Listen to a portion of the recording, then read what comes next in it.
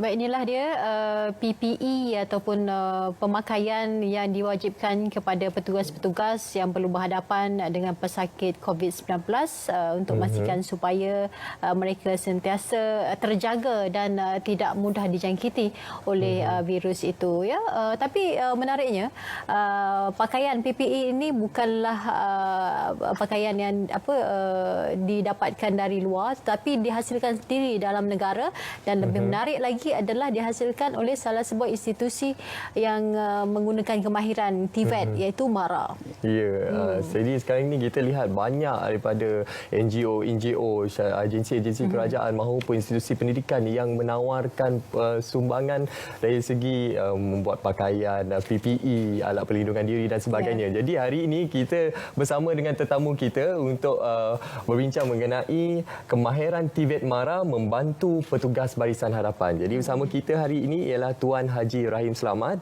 yang merupakan Timbalan Pengarah 1 Bahagian Kemahiran dan Teknikal MARA. Assalamualaikum. Waalaikumsalam warahmatullahi. Tuan Haji, kalau pakaian tadi, PPE tadi kita lihat, kita rasa gemetar juga jantung saya. Sebab bukan apa, sebab saya dapat merasakan debaran dan juga getarannya untuk mereka yang perlu memakai pakaian itu apabila mereka bertugas. Tetapi tanggungjawab kita sebagai rakyat Malaysia adalah untuk kita sama-sama mendoakan kesejahteraan petugas Barisan Hadapan. Tetapi TVET MARA rupanya lebih ke hadapan apabila bukan sahaja setakat berdoa dan mengharapkan COVID ini berlalu, tetapi bertindak dengan menghasilkan PPE ini. Mungkin kita boleh dapat gambaran terlebih dahulu bagaimana bermulanya inisiatif untuk menghasilkan PPE ini. Bismillahirrahmanirrahim. Assalamualaikum warahmatullahi wabarakatuh dan selamat pagi.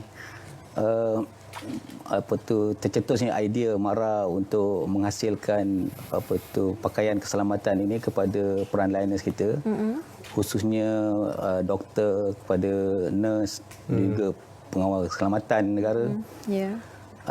Pada peringkat awalnya ialah kita pun baru pertama kali menghadapi darurat kan, ataupun PKP ni. Mungkin kita tak pernah. Jadi pada peringkat awal bila kerajaan isytiharkan PKP itu, kita pun macam semua rasa semuanya lah, rakyat Malaysia pun rasa macam tersentak jugalah dengan keadaan tersebut. Kita pun tak nampak apa. Tapi bila selepas saja dalam PKP itu, kita melihat melalui video, melalui berita di TV, melalui media sosial, kita melihat frontliner kita ni seperti doktor, seperti nurse, dia banyak dia terpaksa ataupun mereka perlu memerlukan pakaian-pakaian keselamatan ini untuk melindungi diri mereka daripada wabak ni lah. Jadi daripada itu, hasil daripada itu, kita di MARA kita menyarankan, kita pun di MARA kita ada ITMA ataupun Institusi Pendidikan MARA, khususnya dalam pendidikan TVET. Kita ada Giat MARA, Institut Kemahiran MARA, kita ada Kolej Kemahiran Tinggi MARA, kita ada MARA Japan Industrial Institute, kita ada Jerman Malaysia Institute, kita ada Uni KL. Itu semua adalah institusi TVET MARA. Maka MARA telah menyarankan kepada institusi ini agar mereka dapat berilah sedikit sumbangan tenaga untuk kita menghasilkan PPE ini kepada peran liners kita. Itulah pada peringkat awalnya juga lah. Kita dapat maklumat tu. Jadi saya tertarik dengan yang ini, alat perlindungan muka ni. Mungkin Tuan Haji boleh kongsikan apa antara teknologi yang digunakan untuk menghasilkan alat perlindungan muka ni? Okey, untuk perkataan-perkataan inilah satu kita di isu di TVET MARA ni, iaitu selain daripada kita mengajar pelajar-pelajar dalam bidang kemahiran dan teknikal, kita juga mengajar dalam bidang inovasi dan juga R&D jugalah. Jadi kita di peringkat di KKTM ni, kita menawarkan beberapa program yang ada di punya niche area dia lah. Kita ada dalam bidang electrical, ada dalam biomedical pun kita ada, biomedical engineering, kita ada dalam bidang mechanical. Jadi hasil teknologi ataupun kepakaran pensyarah yang kita ada, peralatan-peralatan yang kita ada di Kolej Kemahiran Tinggi MARA dan juga di IKM tadi, maka pensyarah-pensyarah tersebut telah mereka cipta ataupun menghasilkan satu yang saya nampak ni agak kelainan sikit lah daripada yang lain. Kebanyakannya kalau kita lihat banyak NGO ataupun juga mana-mana lah NGO yang membantu untuk membuat frame ni berdasarkan kepada 3D printer. Tapi yang ni memang dihasilkan sendiri daripada bahan yang ada di kolej sendiri, yang kita ajar pada pelajar tu, di bahan-bahan tersebut. Memang bahan ni pun bahan guna pakai pun. Kita pakai balik dan bahan-bahan tersebut kita proses balik semula menggunakan P2210 ni daripada ni plastik, daripada plastik sebut plastik daripada Jerman yang kita buat ni. Dan penghasilan ni dapatlah kita menghasilkan frame ni. Dan dengan frame ini tadi yang dibuat oleh KKTM Kuantan. KKTM Kuantan kita ada memang sana ada mesin yang canggih, memang mesin 5XZ punya mesin. Lepas tu kita ada 3 printer. 3 printer ni mana pensyarah akan cuba design dekat melalui Magic software. Lepas tu mereka dapatlah menghasilkan ni campuran plastik ni tadi diadunkan campuran plastik tu dengan plastik yang terpakai ni dan dapatlah menghasilkan frame ni. Dan frame ni dia punya istimewa dia berbanding dengan yang sedia ada ni, maknanya dia sangat selesa lah diguna pakai. Dia tak cengkaman dia tak bagus, cengkaman dia bagus. Lepas tu dia yang keduanya pula dia tahan lasak. Kalau kita baling tak pecah, yang paling bagus sekali dia ni dia boleh dipakai semula. Selalunya kalau macam setengah pengguna dia pakai buang. Tapi yang frame ni dia tak perlu buang. Dia tahan sehingga 160 darjah Celsius. Jadi bila doktor ataupun nurse kalau dia dah guna pakai, dia jangan buang. Dia rendam saja dengan air panas dan dia pakai balik semula. Jadi dia beri inilah agroekonomik lah untuk dia pakai. Satu bentuk penjimatan juga. Dan pada masa yang sama memudahkan supaya kita tidak terlalu banyak perlu PPE ini. Ya, betul. Jadi cuma berapa ramai ataupun kumpulan yang terlibat dalam penghasilan PPE dan juga pelindung muka ini secara keseluruhan? Secara keseluruhannya kita yang terlibat, Institut Kemahiran terlibat ni lebih kurang kita seluruh negara terlibat ni. Daripada IKM SIG, ada daripada IKM Sungai Petani, KKTM Balik Pulau, KKTM Lenggong, KKTM Lumut, KKTM Rembau, KKTM Mejik Tanah Melaka, KKTM Seri Gading, KKTM Ledang, dan di Sarawak pun di Sabah pun ada IKM Kota Kinabalu. Mereka semua terlibat dalam menghasilkan produk PPE ni. Lebih kurang 4,000 pieces telah dihasilkan dan kita dah agihkan lebih kurang dekat 50 hospital dan juga klinik kesihatan. Sampai itu juga kita bagi juga kepada pasukan keselamatan seperti polis pun kita hantar. Contoh macam di Ledang tu dihantar kepada IPD Segamat. Polis Segamat pun dapat menerima ni kan. Selain itu juga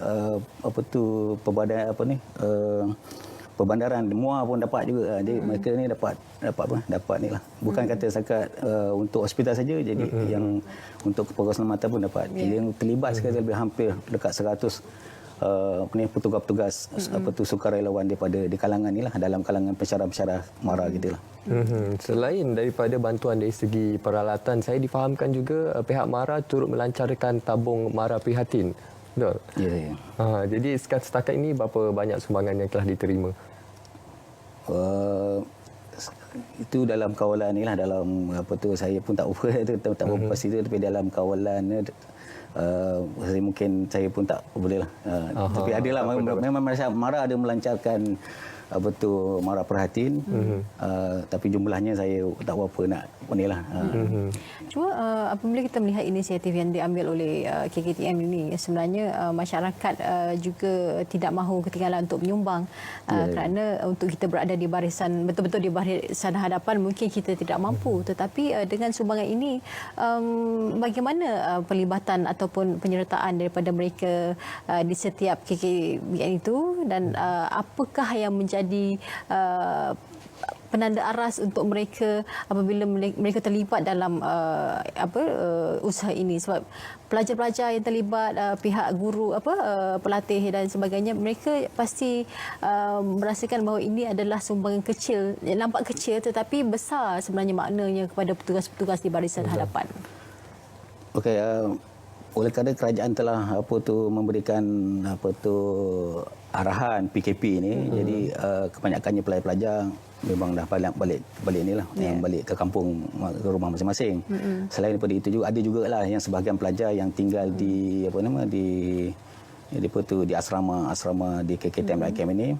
Jadi mereka-mereka yang terlibat dalam membantu ini kebanyakannya adalah di kalangan pensyarah yang di sekitar itulah, sekitar yang masih tinggal di sekitar Institut Kemahiran Mara ataupun Kolej Kemahiran Tinggi Mara. Selain daripada itu juga kita mengguna tenaga yang dapat memberi sumbangan sukarela ni daripada kalangan alumni kita. Jadi ada jugalah alumni kita yang membantu untuk support beri barangan ataupun bahan-bahan untuk membuat PPE inilah.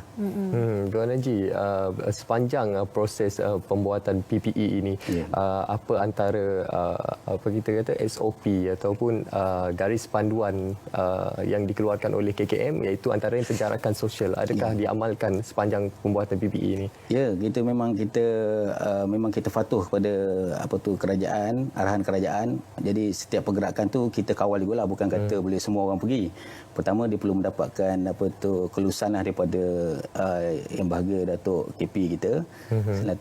Selain itu juga kita hadkanlah, maknanya mereka yang bertugas ni lebih kurang dalam 5 orang dalam satu masa. Kita tidak membenarkan juga dalam keadaan yang ramai. Kita pun faham dalam dalam situasi sekarang ni. Kita itulah antara SOP yang kita ni lah. Selain daripada itu kita mengawal jugalah SOP kita pun kena jaga juga. Kita kena pakai mask, kita pakai pencuci tangan dan sebagainya. Bagi Tuan Haji lah, apabila inisiatif ini diambil, apa yang ingin tunjukkan kepada masyarakat supaya mereka juga terpanggil untuk sama-sama membantu, sebab kalau dari segi wang ringgit mungkin sekarang ini wang ringgit itu sudah menjadi perkara kedua, sebab kesihatan itu yang lebih penting. Dan untuk menjaga kesihatan mereka yang terlibat terdiri daripada petugas-petugas ini, mereka memerlukan perkara-perkara seperti ini, ya, keperluan-keperluan fizikal yang membolehkan mereka bertugas dengan selamat. Bagi Tuan Haji, bagaimana melihat inisiatif ini dapat membantu, sebab kita bukan berada di hadapan untuk sama-sama merawat, tapi kita di luar daripada bidang Kementerian Kesihatan itu. Okey, betul. Dari segi kita pun sedia maklum bahawa kita pun memang tak dapat nak bersama seperti bersama dengan doktor dan sebagainya. Jadi dengan kepakaran yang kita ada, dengan mesin yang kita ada, jadi kita berdapatlah beri sedikit sumbangan tenaga. Mungkin kita tidak alhamdulillah macam baru ni pun, contoh macam di KKTM Berembau kan, kita mendapat tugasan yang diberi oleh Kementerian Kesihatan Malaysia untuk menjahit pakaian PPE tu, lebih kurang 2,000 meter dia punya panjang. Kain dia. Kita menghasilkan lebih kurang dalam 670 helai. Jadi kita ada mesin, kita ada kepakaran, jadi kita sekadar memberi sumbangan tenaga lah untuk membantu frontlinersnya. Bekalan ni dari mana? Bekalan bahan mentah? Bekalan bahan mentah ni sebahagiannya sumbangan daripada orang ramai. Sebahagiannya ni ada daripada Kementerian Kesihatan sendiri. Macam ni, macam PPE yang sering dipakai oleh kita punya model ni kan. Beliau ni pakaian ni kita dapat daripada pihak hospital sendiri, minta tolong bantu untuk mereka passion dan juga menjahit pakaian ni untuk keperluan mereka lah. Jadi tanggungjawab untuk menjahit diserahkan kepada pihak kebetulan kita ada kepakaran, kita ada mesin, kita ada alat, kita bantu di situlah.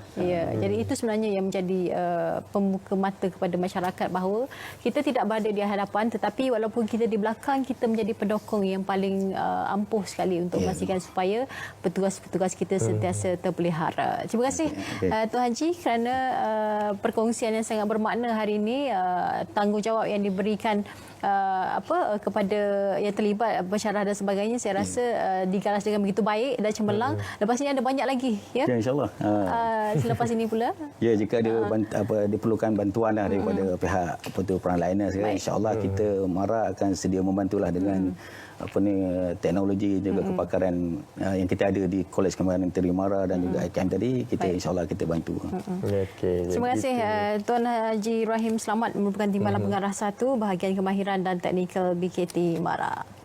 Okey, sekarang ni kita nak berlintang langsung ke Maps Malaysia untuk mengetahui perkembangan cuaca-cuaca di bandar-bandar utama di seluruh Malaysia. Silakan bergerakkan pelapor.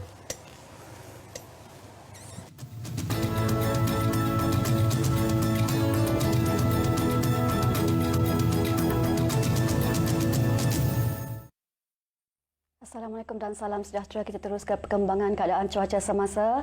Pagi ini untuk bahagian Semenanjung, keadaan cuaca adalah tidak hujan di kesemua tempat dan kami menjangkakan keadaan cuaca tidak hujan ini akan berterusan untuk sekurang-kurangnya sehinggalah ke awal petang bagi kesemua kawasan. Untuk negeri Sabah pula, pemantauan terkini gelombang haba sejak daripada petang semalam mendapati daerah Nabawan terus diletakkan di bawah pemantauan tahap 1 berjaga-jaga. Susulan daerah ini yang telah merekodkan bacaan suhu harian yang lebih tinggi berbanding hari biasa iaitu melebihi 35 darjah Celsius sejak daripada 1 April. Pemantauan cuaca bagaimanapun mendapati daerah Nabawan didapati telah mengalami hujan pada malam tadi bermula jam 1 pagi sehinggalah ke jam 8 pagi dan hujan yang berterusan selama beberapa jam ini didapati telah sedikit sebanyak menurunkan bacaan suhu pada pagi ini. Suhu yang direkodkan pada jam 9 pagi sebentar tadi adalah 24.5 darjah Celsius berbanding 27.5 darjah Celsius yang direkodkan pada waktu yang sama pada pagi semalam. Kami menjangkakan suhu di daerah Nabawan pada petang ini akan lebih rendah pada hari ini jika dibandingkan dengan petang semalam. Susulan daripada ribut petir yang dijangkakan akan turun sekali lagi pada petang nanti sekitar jam 3 ke jam 4 petang. Jangkaan suhu untuk daerah Nabawan pada petang ini adalah 33 ke 34.5 darjah Celsius.